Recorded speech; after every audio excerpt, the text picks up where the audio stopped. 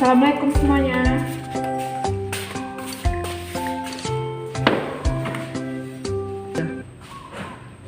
Nah, baiklah, sebelum kita memulai pembelajaran, alangkah lebih baiknya kita berdoa terlebih dahulu. Dan kita membaca Al-Quran ya, Al-Baqarah ayat 1 sampai 10. Baiklah, Novia Andari, silakan dipimpin doanya. Alhamdulillahirrahmanirrahim. Semoga dengan kita membaca Al-Quran tadi, pembelajaran pada pagi hari ini diridhoi oleh Allah Subhanahu wa Ta'ala. Baiklah, Ibu absen terlebih dahulu ya. Afni Hadir, Bu. baik. Arya Sakit, Bu. oh sakit ya. Udah berapa lama sakitnya? Baru hari ini, Bu. Udah dikasih suratnya? Udah. Baik. Di wali kelas ya? Iya. Baik. Novia Andari. Hadir. Oke, sudah semua ya. Sebelum kita memulai pembelajaran, rapikan dulu meja dan kursinya. Sampah yang ada di bawah meja silakan dibuang. Dan papan tulisnya ini masih kotor, silakan dibersihkan ya. Yang piket silakan dibersihkan. Baik, Bu. Nah, apakah sudah siap semuanya pelajaran kimia hari ini? Siap, Bu. Nah, baik. Kurang semangat ya. Siap semuanya? Siap, Bu. Nah, ya bagus. Novia itu lagi ngerjain apa? Oh iya, silakan simpan dulu ya anak-anak yang tidak berkaitan dengan pembelajaran kimia. Silakan buka bukunya halaman 17, yaitu materi kita pada pagi hari ini mengenai reaksi redoks, reduksi oksidasi. Ada yang tahu apa itu reaksi redoks atau contohnya atau apa? Ada yang tahu? Tidak, Bu. Nah, tidak apa-apa kalau tidak tahu. Akan Ibu jelaskan reaksi redoks itu. Apa sih yang dimaksud dengan reaksi redoks? Pada dasarnya reaksi redoks ini terbagi menjadi dua.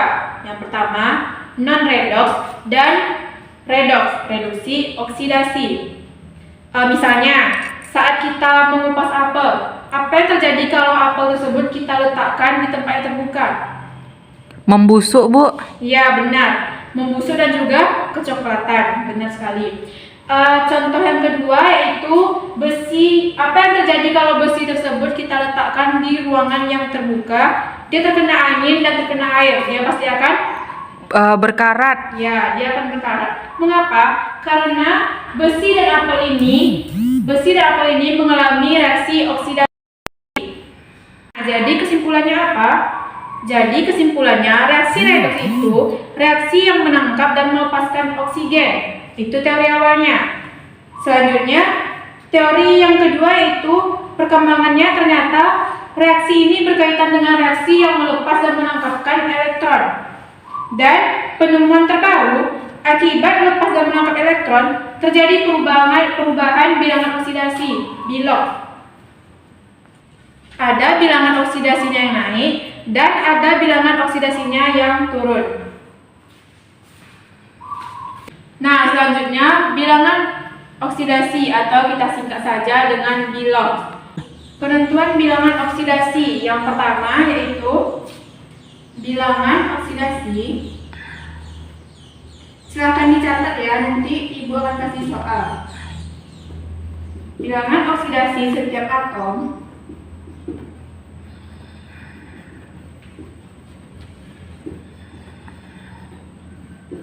dalam unsur bebas, unsur adalah 0. Nah, unsur bebas ini dibagi menjadi dua, yaitu unsur bebas berbentuk atom seperti C, Ca, Cu, Na, Fe, Al, Ne, dan unsur bebas berbentuk molekul seperti H2, O2, Cl2, P4, dan S8. Kesemua unsur-unsur ini akan memiliki bilangan oksidasi 0. Nah, kita lanjut penentuan bilangan oksidasi yang kedua. Bilangan oksidasi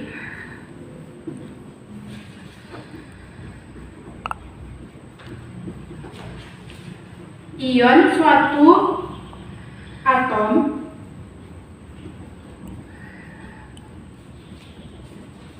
sama dengan muatan ion tersebut.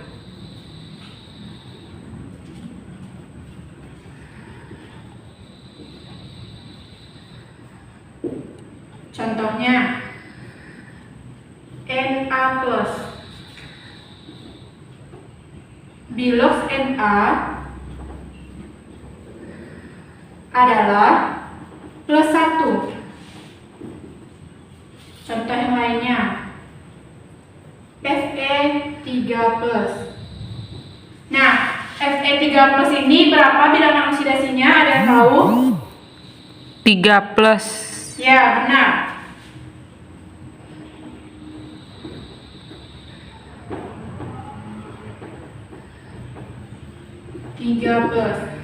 Nah, penentuan bilangan oksidasi yang ketiga. Pada suatu senyawa, dicatat ya, pada suatu senyawa atau ion, umumnya bilox atom untuk golongan 1A adalah plus dan bilox atom untuk golongan 7A adalah -1. Golongan 1A +1, golongan 7A adalah -1. Yang keempat yaitu bilangan oksidasi H dalam senyawa memiliki nilai +1 kecuali pada senyawa hidrida. Senyawa hidrida itu NaH, LiH, CaH2. Bilangan oksigennya yaitu adalah nilai H-nya adalah -1. Senyawanya bernilai +1, akan tetapi bilangan oksida pada senyawa hidrida adalah -1. Ibu, maaf Bu, izin bertanya, itu 1+ atau +1 Bu? +1. Nggak yang di atas Bu? Yang ini Iya. +1 karena di sini tidak ditulis satunya, hanya plusnya saja, nilainya adalah 1. Nggak yang di samping adalah Bu? Ini, oh ya maaf ya, ini adalah +1. Nilainya +1. Satunya tidak ditulis. Ini +3. Iya, itu 3+. Ya baiklah. Selanjutnya, temuan bilangan oksidasi yang keempat. Bilangan oksidasi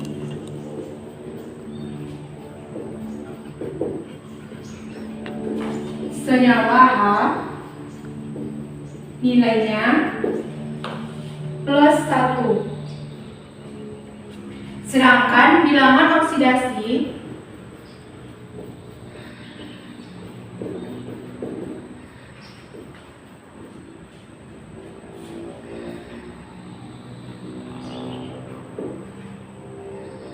hidrida H adalah -1. Penentuan yang kelima yaitu bilangan oksidasi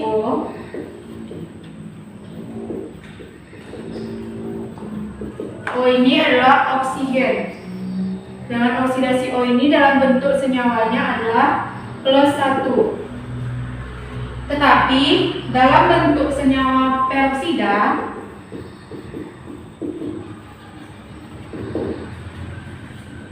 O ini bernilai -2. Yang keenam yaitu jumlah total bilox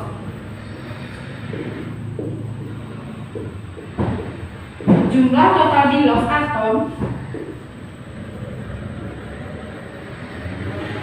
dalam suatu senyawa adalah 0.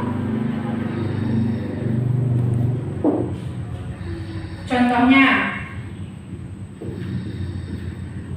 H2SO4 total biloxnya adalah 0.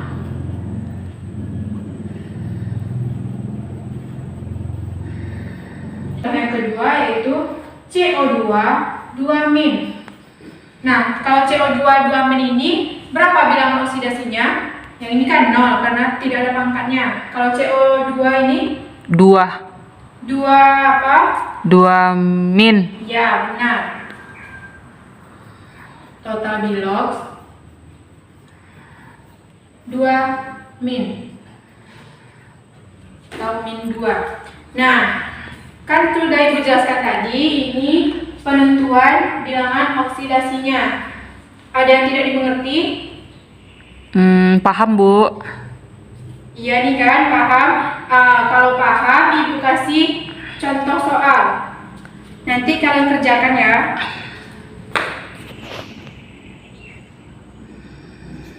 Nah, contoh soalnya, ini sudah dicatat kan? Sudah, Bu. Ya.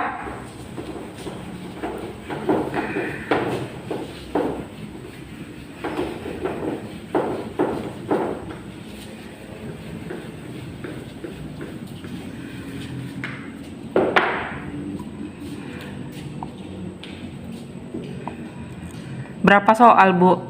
Ada 3 soal. Soalnya ditulis ya, agar kalian nanti ada catatan untuk mempelajarinya.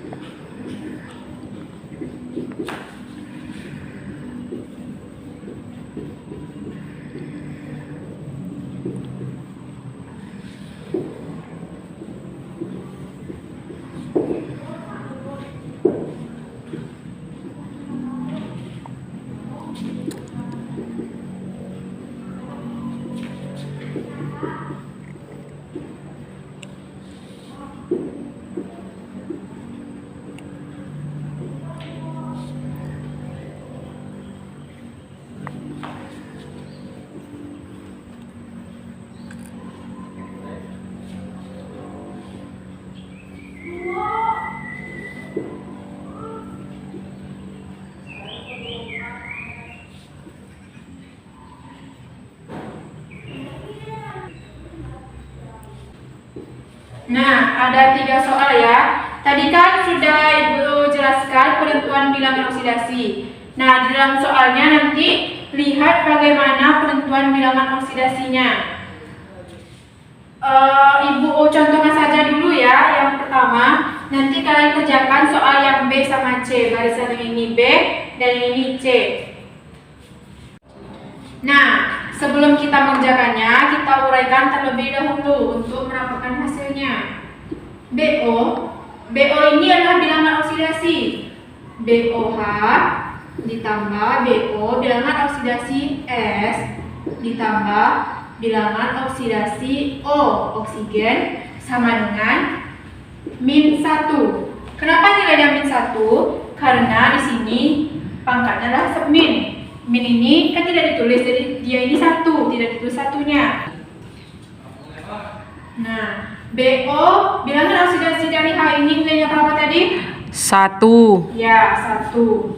Ditambah bilangan oksidasi dari S, karena yang ditanya adalah S, tidak kita tulis. Bilangan oksidasi S ditambah bilangan oksidasi dari oksigen. Minus 2. Terlebih dahulu, ya benar, min 2. Tapi terlebih dahulu di sini O-nya ada 4. Kita tulis 4 dikali bilangan oksidasi O dari senyawa. Minus 2. Minus 2 sama dengan min 1. 1 ditambah BON bilangan oksidasi F ditambah 4 dikali min 2. Minus 8. Ya. Nah, perhatikan di sini. Min 8 ditambah 1. Minus 7. Ya.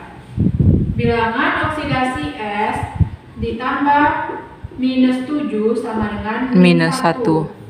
Hasilnya plus 6. Bisa dipahami? Bisa, Bu, itu dipindah ruas kan, Bu? Ya. Nah, kalau sudah paham, kerjakan yang B sama yang C. Ibu kasih waktu 7 menit. Oke, Bu. Sudah 7 menit. Ada yang sudah selesai? Saya sudah, Bu. Ya, Novia, berapa? Nomor 2 berapa isinya?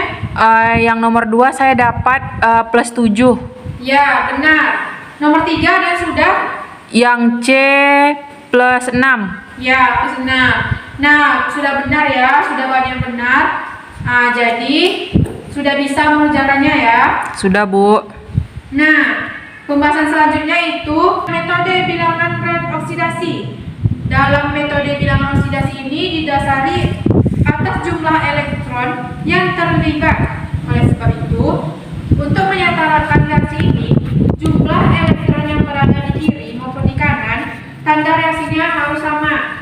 Maka untuk menyelesaikannya dilakukan dengan cara menyilangkannya, di mana perubahan bilangan oksidasi pada reaksi oksidasi digunakan sebagai koefisien pada reaktan yang mengalami reaksi reduksi dan sebaliknya. Nah, materi selanjutnya ini untuk metode bilangan oksidasinya, contohnya akan ibu lanjutkan pada pertemuan minggu depan karena waktu kita juga terbatas. Jadi dari penjelasan ibu tadi ada yang dapat menyimpulkan pembelajaran hari ini tentang reaksi redoks ini? Saya, Bu. Ya, Novia silakan.